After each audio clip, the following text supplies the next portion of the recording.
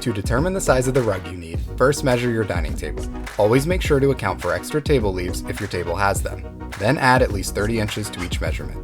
This will allow for the dining chairs to sit completely on the rug, with enough room to comfortably pull the chairs out and for them to still remain on the rug. The rug should be placed directly under the table and centered in the space.